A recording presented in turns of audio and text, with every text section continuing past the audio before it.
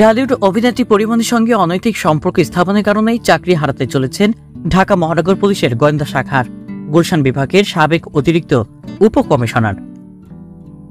তার বিরুদ্ধে অভিযোগ প্রমাণিত হওয়া মঙ্গলবার 25 জুন বাধ্যতামূলক অবসর দিতে পিএসসির কাছে সুপারিশ করেছে স্বরাষ্ট্র মন্ত্রণালয়।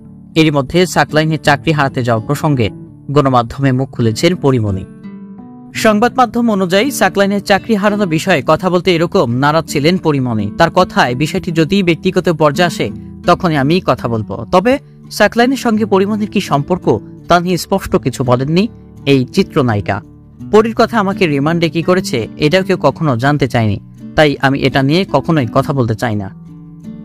তবে এ সময় সাকলাইনের পক্ষে পরিমণি বলেন, সাকলাইনের জন্য খারাপ লাগছে, সে ব্যক্তিগত আক্রোশের শিকার। প্রেম ভালোবাসা যাই হোক না কেন, এরা শুধু একটা অদ্ভুত কারণ হিসেবে দাঁড় করানো হয়েছে। সাকলাইনের চাকরি হারানো প্রসঙ্গে তিনি আরো বলেছেন, নিঃসন্দেহে সাকলাইন একজন ট্যালেন্ট ও সফল মানুষ, ওর পেছনে অনেকে হয়তো লেগেছিল। তার এখনকার বরখাস্ত হওয়ার ব্যাপারটা খুবই অদ্ভুত, এটা খুবই অন্যায় হয়েছে, সাকলাইনের প্রতি নিঃসন্দেহে অন্যায় হয়েছে।